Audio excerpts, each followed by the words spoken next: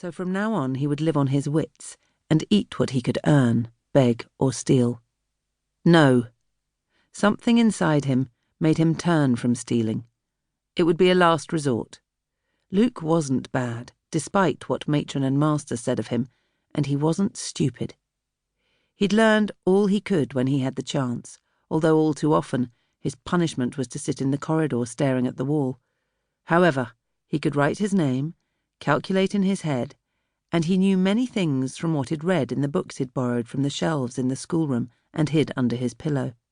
It was how he'd learned about London, the King and Queen, and the Great War that had happened years before he was born.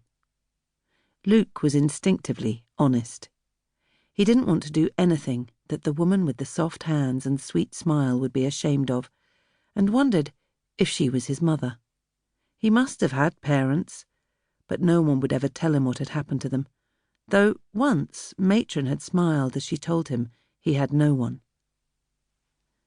"You're alone in the world," she'd told him. "This is all you've got, all you'll ever have. So behave and make things better for yourself." Luke hadn't believed her, even before his trip to hospital.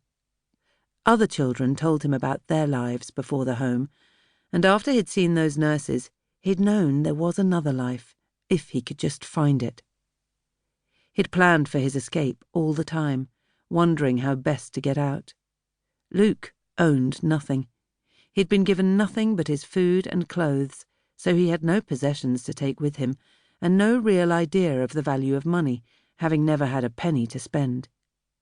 He knew a few of the other children received visits from aunts, uncles, or grandparents, and had seen the children given a book, some sweets, or money.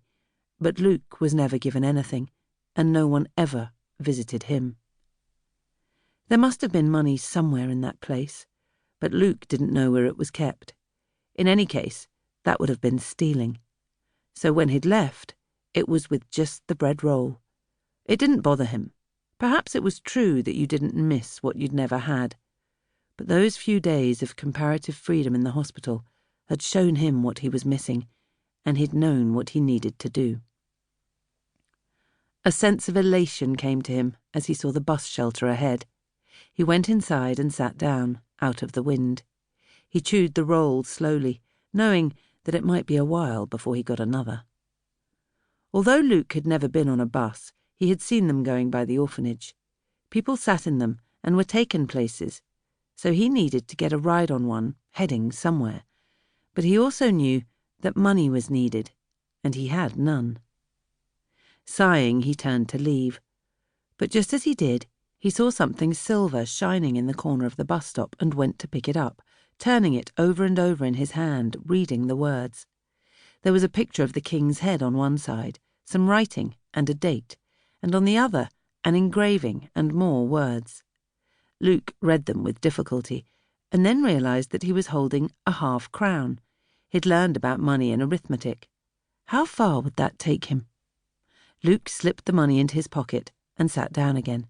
He'd found it, so it wasn't stealing. As he debated what to do next, a bus came along the road and then stopped. Without consideration, Luke got on and went to sit down at the front.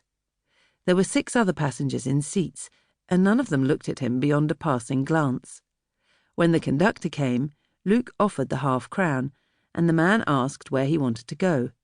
He said Leicester, because that was where the hospital was, and the conductor nodded and gave him a smaller coin and a ticket. He looked at the coin. It said 3p on it, and he pocketed it. He wasn't sure what it would buy, but perhaps a small roll or something. It didn't matter. Finding the bus fare for the first stage of his journey showed that he was meant to leave. He would live and work in Leicester for a while, and then make his way to London. The hospital was too close to the orphanage for him to stay there for long. Chapter 2. April 1939. Betty Stewart sighed as she left her work that morning. She'd been given a few hours cleaning at the Rosie Infirmary by the matron, Miss Mary Thurston, for which she was very grateful. Since her husband Tony's sudden death 2 years earlier, Betty was finding life harder and harder. It wasn't the scrubbing of the wards and toilets.